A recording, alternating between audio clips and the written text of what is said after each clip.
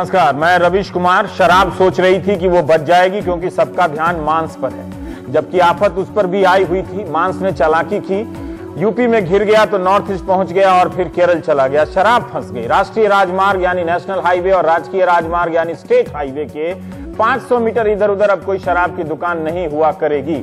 आदेश supreme court का है। आप मीडिया का कवरेज देखिए। मीट के कवरेज में अवैध को वैध बनाने पर बहुत जोर है। लाइसेंस लेना होगा, वरना पुलिस और सरकार के दम पर उछलने वाली भीड़ हमला कर सकती है, उसे जायज हक है। शराब के समय ऐसा जोर नहीं है कि सुप्रीम कोर्ट ने जैसा कहा है वैसा ही पालन होना चाहिए। शराब से पर्यटन, राजस्व और रोजगार के सवाल को प्रमुखता से जोड़ा गया है।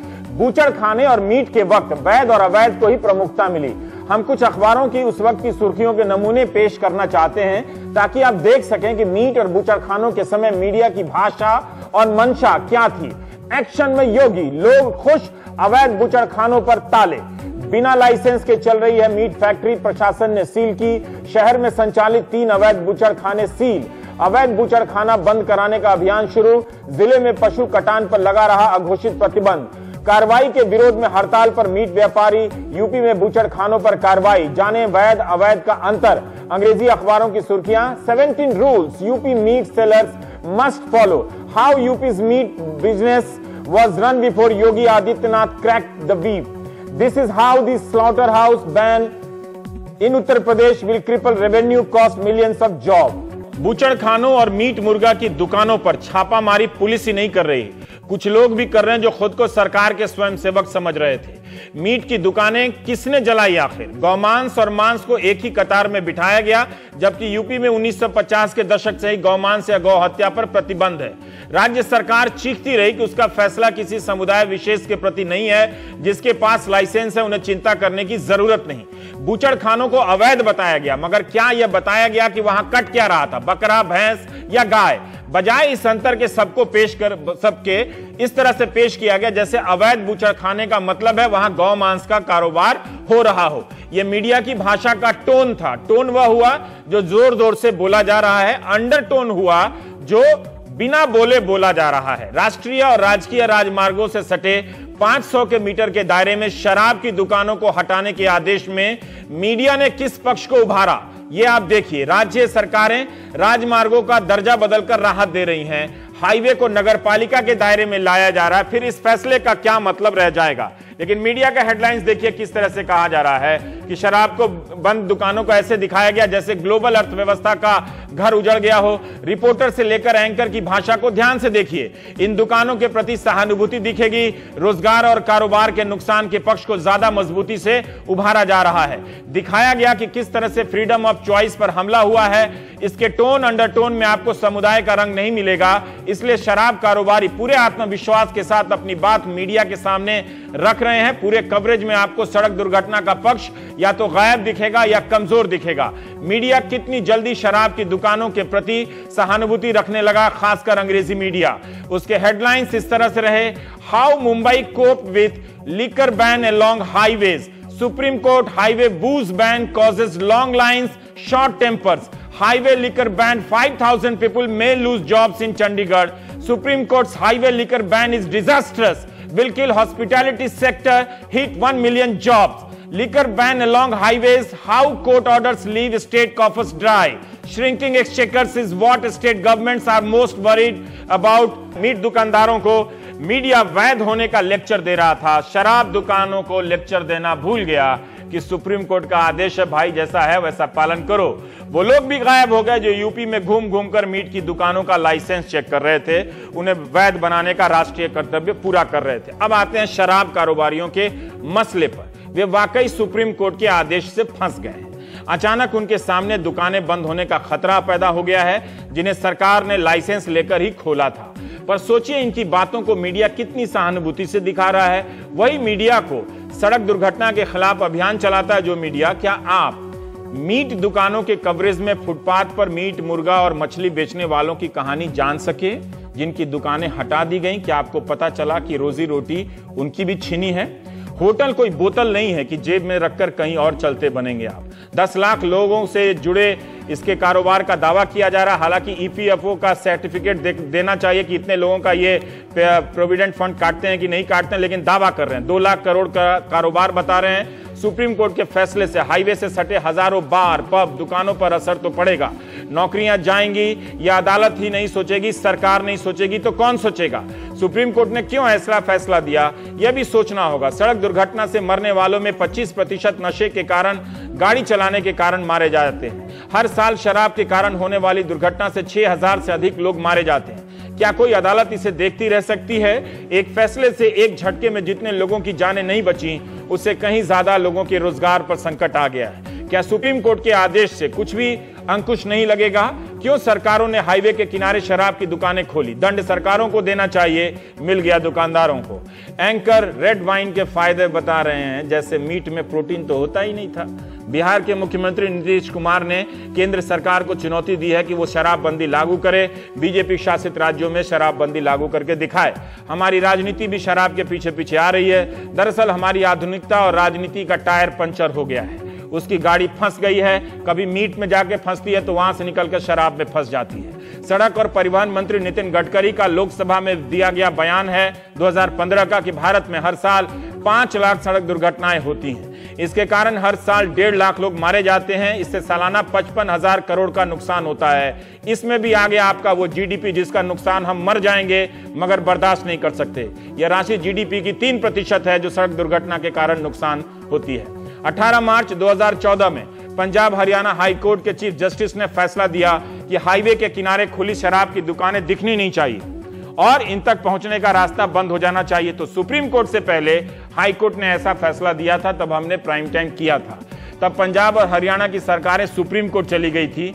नुकसान सड़क दुर्घटना से भी है, सुप्रीम कोर्ट के फैसले से भी होगा। तो हम प्राइम टाइम में बात करेंगे। हमारे साथ हरमन सिद्धू हैं जो पिटिशनर है, याचिका करता है, और SM शेरवानी साहब हैं, आप प्रवक्ता हैं hotel and restaurant association of north India, और फौजान अलवी साहब हैं, डायरेक्टर हैं, आप अलाना सन्स के हैं, आप मीट व्यवसाय से जुड़े हुए हैं।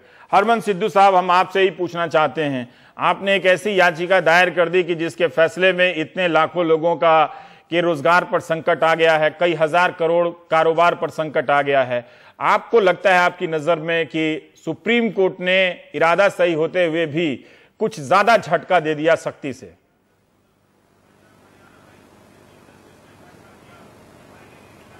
नहीं, मैं आपकी बात से सहमत नहीं हूं, क्योंकि 2004 से लेकर रिपीटेडली जो ministry of road transport highway government of India है वो सारी स्टेट्स और यूनियन टेरिटरीज को लेटर्स भेज रही थी, एडवाइजरीज भेज रही थी कि आप सड़क पे जो शराब के ठेके हैं या जो भी लिकर ट्रेड हो रहा है उसको रोको आप। और जो रिपीटेड ये एडवाइजरीज थी उनके ऊपर कोई एक्शन नहीं हुआ इतने सालों में। एंड सब्सिक्वेंटली हमने इस चीज को कोर्ट के सामने प्रेजेंट किया। और एक और मैं आंकड़ा आपको देना चाहूंगा, जलंधर पंजाब से लेकर पानीपत हरियाणा तक 291 किलोमीटर्स, 185 लिकर शॉप्स, सो 1.5 किलोमीटर पे एक ठेका। यानी कि अगर आप 90 की स्पीड पे जा रहे हो, 1 मिनट के बाद एक शराब का ठेका आपको मिलेगा।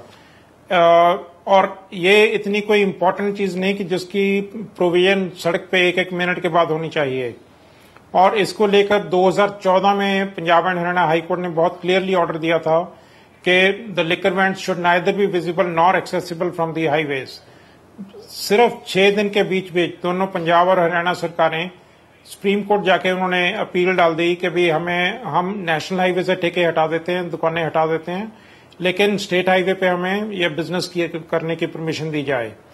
तो ये कोई ऐसी चीज नहीं जो अचानक रातों रात हो गई हो।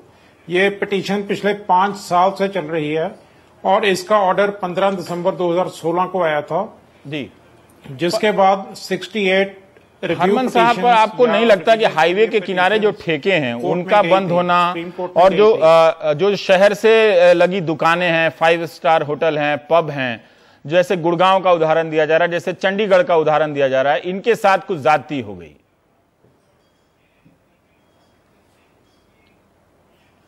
ज्यादती नहीं हुई। चंडीगढ़ में, आप चंडीगढ़ इस टाइम सेक्टर 21 में बैठा हूं किसी को भी ये मालूम नहीं था कि चंडीगढ़ जो एक शहर 10 किलोमीटर बाय 10 किलोमीटर का है, उसमें 27 स्टेट हाईवेज चल रहे हैं। तो जब ये ऑर्डर आया 15 दिसंबर को, उसके बाद चंडीगढ़ एडमिनिस्ट्रेशन ने ये नहीं सोचा कि वो सुप्रीम कोर्ट जाकर अपना पक्ष रखें। उन्होंने 1.5 महीना बाद एक रास्ता निकाला कि हम इसको डीनोटिफाई ही कर देते हैं रोड्स को, और सुप्रीम कोर्ट का जो ऑर्डर है उसको तोड़ने का एक रास्ता ढूंढते हैं, जिसको बहुत जल्दी से बाकी की जो स्टेट्स हैं जैसे राजस्थान है, महाराष्ट्र है, गोवा है, उन्होंने जल्दी से जल्दी इनको कॉपी करके उन्होंने भी डीनोटिफिकेशन का काम शुरू कर दिया।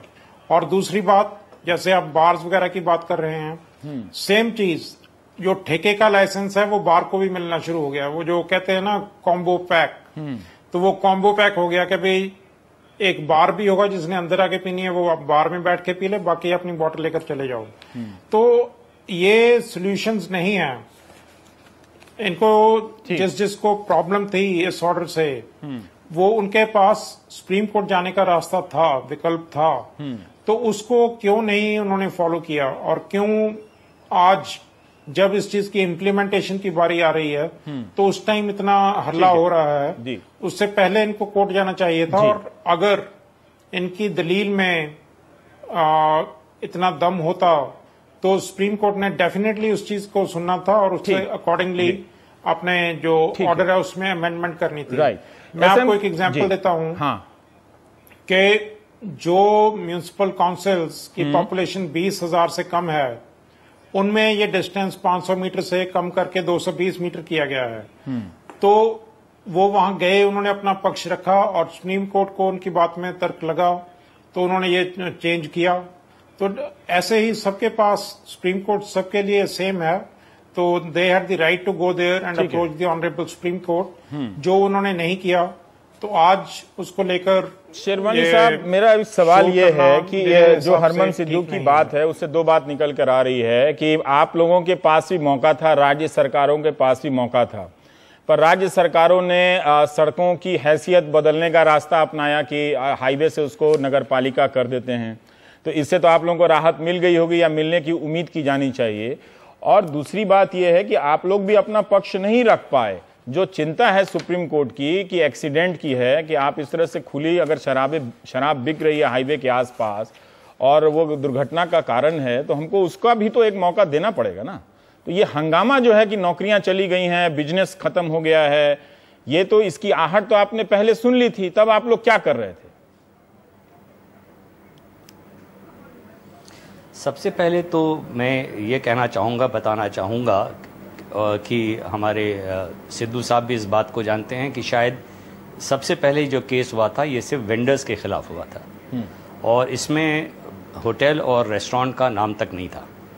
बहुत वक्त तक हम ये समझते रहे कि इसमें होटल और रेस्टोरेंट नहीं है। अच्छा। जब दिसंबर में आदरणीय सुप्रीम कोर्ट का आदेश आया, उसमें होटल और रेस्टोरेंट का नाम नहीं था, वेंडर्स का था। और बहुत मगर कुछ स्टेट्स में कुछ हमारे होटल के मेंबरों को नोटिस मिलना शुरू हुए, या उनको लोगों ने कहा कि भाई हम 31 मार्च में आपको लाइसेंस रिन्यू नहीं करेंगे। उस वक्त जो था लोग उठे और उन्होंने सोचा कि भाई अगर ऐसा होगा तो कैसे क्या करना चाहिए। और हम लोगों की मीटिंग हुई, हमने बात किया। कहीं हमें दो तरीके के जवाब मिले। कहीं हमें ये बताया गया कि हम उसमें नहीं हैं, और कहीं हमसे कहा गया कि नहीं हम उसमें शामिल हैं।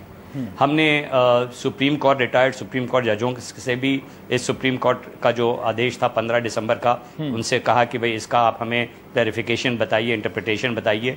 तो हमें ये मिला कि इसमें होटल और रेस्टोरेंट नहीं है, और उसकी अपनी वजह थी जो मैं बाद में आपको से बताऊंगा कि क्यों था। मगर एकदम से जब ये 31 मार्च का जो डिसीजन आदरणीय कोर्ट का आया, तो उससे जो है ये कहना जरूरी है कि टूरिज्म उद्योग में तो भूकंप तो आया है। पर आप लोग कहां थे जब मीट पे इतना सारा हंगामा हो रहा था उसको लेके? उससे टूरिज्म पे कोई असर नहीं पड़ रहा था। जिस तरह से पूरे देश के होटल कारोबारी ये सब खड़ा हो गए, तो मीट को लेके इतनी दुकानें बंद हो रही थी और इतना तरह का कंफ्यूजन फैल रहा था, तब तो आपका कोई संगठन और इस तरह होटल का संबंध तो शराब और मांस दोनों से है, मतलब पनीर और दालमोट वालों को छोड़ दें तो। जी, जहाँ तक हमारे पास अगर किसी चीज़ की कमी होती या तो बिल्कुल होटल इंडस्ट्री इसके साथ होती। जहाँ तक हमें है, जहाँ तक दिल्ली में मेरा व्यवसाय है या उत्तराखंड में है, वहाँ पे हमें अभी तक किसी कमी की महसूस नहीं हुआ है। उत्तर प्रदेश में अगर हमारे पास हमारे मेंबर कंप्लेन करते या आते कि ऐसा है तो हम, और दूसरी बात मैं आपको बता दूं, जो कार्य हम कर रहे थे वो इलीगल कार्य नहीं था, उसका कोई कानून उसके खिलाफ नहीं था। ये सुप्रीम कोर्ट के आदेश के बाद अब कानून बन गया है, क्योंकि अगर सुप्रीम कोर्ट का आदेश है तो अब हम कहेंगे वो कानून बन गया है, मगर ये कानून जब हम ये बिजनेस करते थे तो ये कानून नहीं था। पर कहीं हमने पढ़ा है कि 100 मीटर के दायरे में आप दुकानें नहीं खोल सकते हैं ना, ये तो कानून था ना पहले इस तरह से कि हाईवे से 100 मीटर के दायरे में आप इस तरह का होटल या जो सटी हुई चीजें हैं, या वहां से हाईवे बाद में गुजर गई। हम उस होटल और रेस्टोरेंट की बात कर रहे हैं जिनके पास लाइसेंस था, हम उनकी बात नहीं कर रहे हैं। अगर वो गैर कानूनी तरीके से चला रहे थे तो उनकी बात नहीं कर रहे हैं। कंप्लायंस जो होता है, अगर आपके पास 20, वैसे भी होटल लाइसेंस जो है कम से कम 40 से 50 लाइसेंस होते हैं, और होटल को तभी चलाने दिया जाता है जब वो पूरे लाइसेंस से कंप्लायंस करता है। ठीक है हरमन साहब, मेरा एक सवाल है कि देखिए, पीने वाला तो कहीं से भी पी के आ सकता है, वो तो गाड़ी में लेकर आ सकता है। ठीक है कि एक तर्क से ये बात समझ में आती है कि ठेके बंद हो जाने चाहिए और इतनी आसानी से हाईवे के किनारे शराब उपलब्ध नहीं होनी चाहिए, लेकिन वो 501 मीटर पर दुकानें खुल जाएंगी तो वहां से भी शराब पीकर आ सकता है। और जो दूसरी बात शेरवानी साहब कह रहे हैं कि होटल और जो पब हैं, जो ठेके नहीं है, वेंडर्स जिसे हम ठेका समझ रहे हैं, अगर सही समझ रहा हूं तो उन्हें इसका एहसास नहीं था कि वो भी इसके दायरे में आ जाएंगे, क्योंकि वो जरूरी नहीं आप 5 स्टार होटल में जाके पी रहे हैं तो वहां से तो कोई बोतल लेकर शायद नहीं निकलता हो, वहां पीता ही है और खाने पीने के साथ जाता है।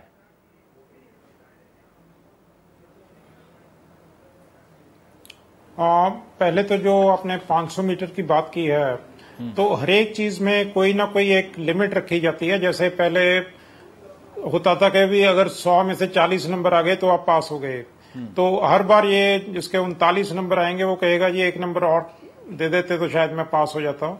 तो आई डोंट थिंक इसमें इतना कोई खास लॉजिक होगा।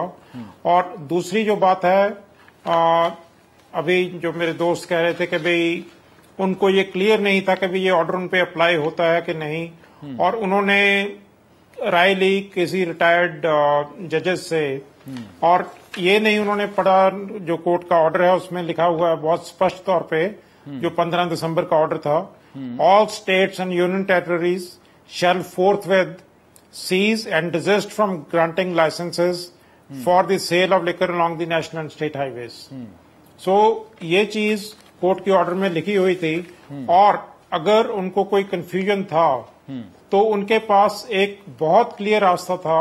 68 एप्लीकेशंस सुप्रीम कोर्ट में ये 15 दिसंबर के ऑर्डर के बाद पड़ी, तो वो भी अपना पक्ष कोर्ट के अंदर रखते और वहां अपनी बात रखते और उस पर सुनवाई होती।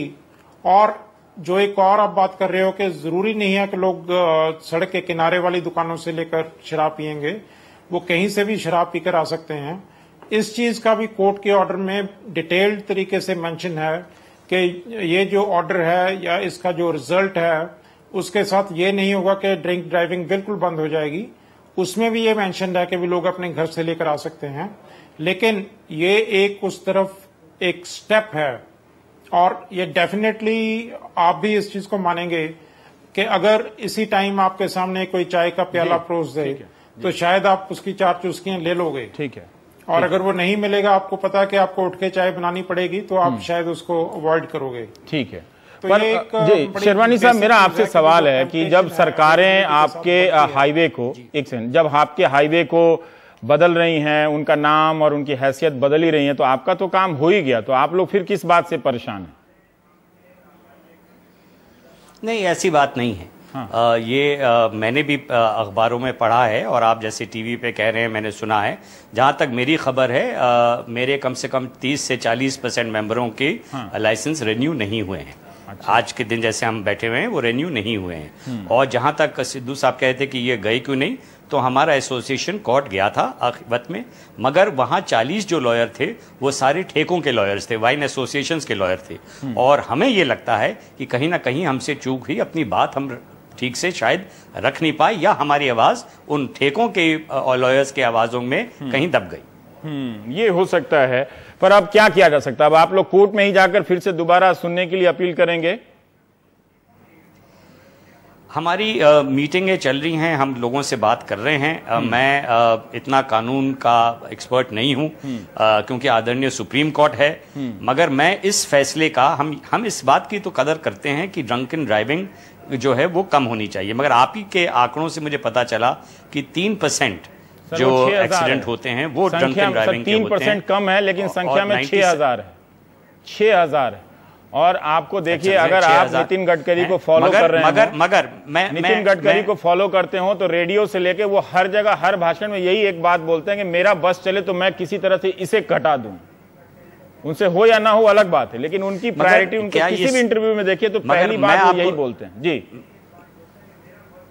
मैं एक बात और कहना चाहता हूं, जिस तरह से पिछले 20-25 सालों में हमारे शहर बढ़े हैं, हमारे शहर की लिमिट्स बढ़ी हैं, हाईवे बाद में आए, होटल पहले थे, और आज तक जैसे कहा कि सारी शादियां या वो उस शहर के लोग आते हैं होटलों में। हाँ। और अगर आप गाड़ी में अगर कोई ऐसे ही पीने वाला है तो मुझे ये बात समझ में नहीं आती है कि अगर वो 1000 किलोमीटर का रास्ते में जा रहा है तो 500 मीटर उसको गाड़ी मोड़ के शराब खरीद के फिर गाड़ी में 1000 किलोमीटर की जर्नी कंटिन्यू करने के लिए उसको क्या दिक्कत है?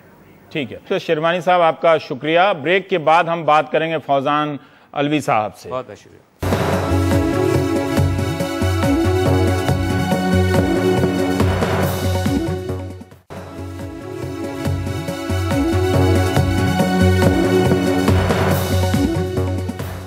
सुप्रीम कोर्ट का जो फैसला है अब वो तो संसद से ही बदला जा सकेगा, और इस तरह से अगर राष्ट्रीय राजमार्गों को की हैसियत बदलती चली गई तो पता चला कि देश में कहीं नेशनल हाईवे ही नहीं है।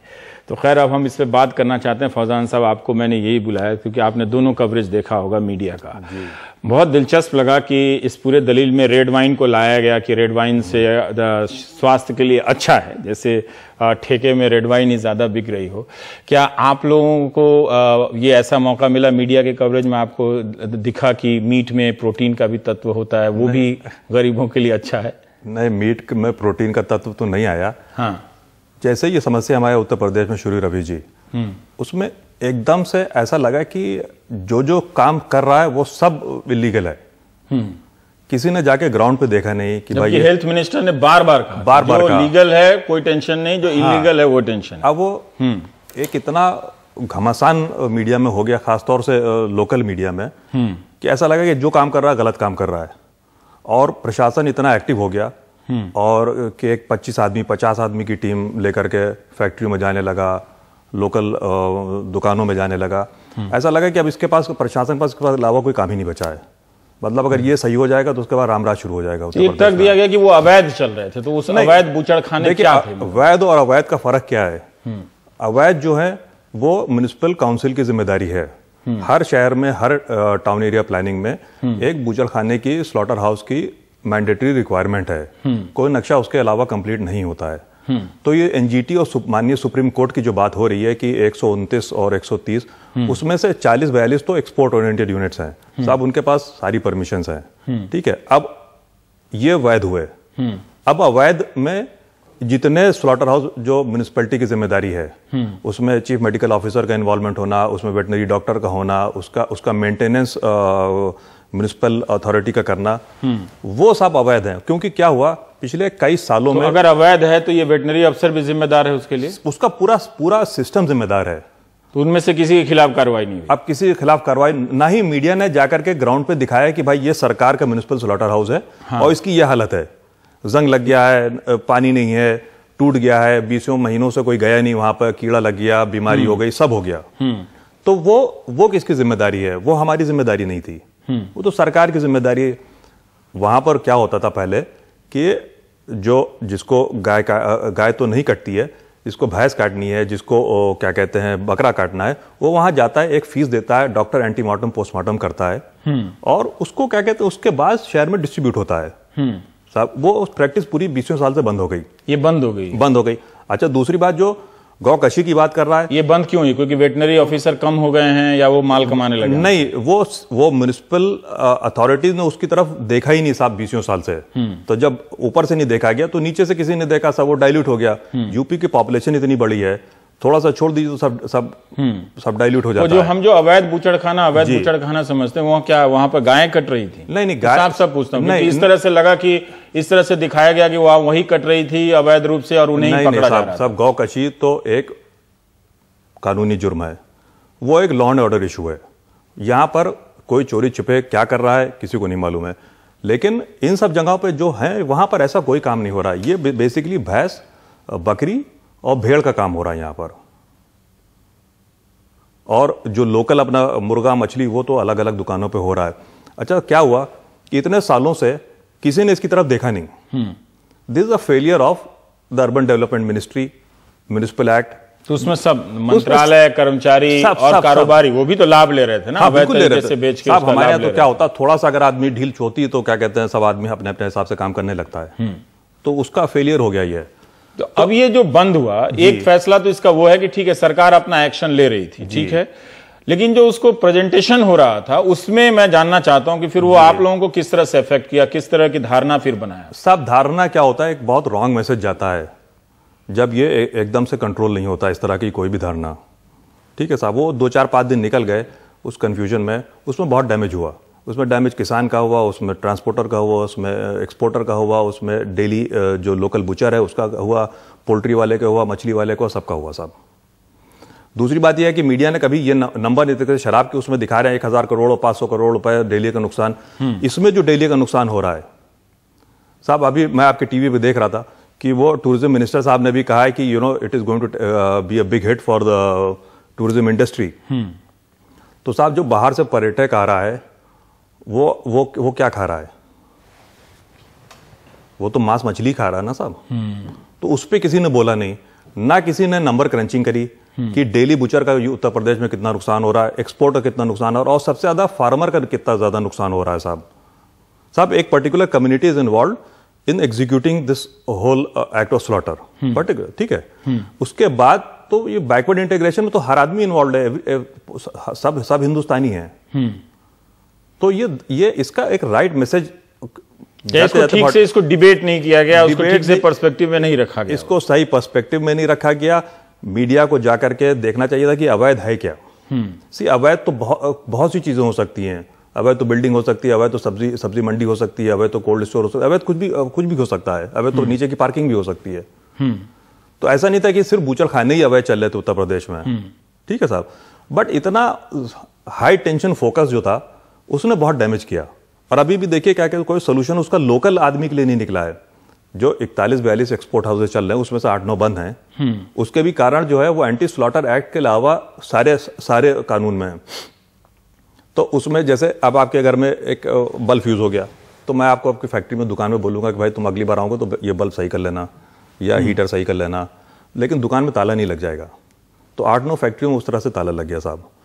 अब वो रोज एक नया एप्लीकेशन, रोज एक पेपर जमा हो रहा है उनका, कब खुलेगा किसी को नहीं मालूम। पर जो सरकार तो कह रही है कि खोलेगी और चलाएगी, हाँ, ठीक है, लेकिन क्या इससे आपको फायदा नहीं होगा कि जो अवैध हटे हैं तो ये हमेशा एक जो टेंशन लगा रहता था, कभी भी आप शक के दायरे में आ जाते, तो जो लोग लीगल कर रहे हैं उनके लिए कोई फायदा नहीं है।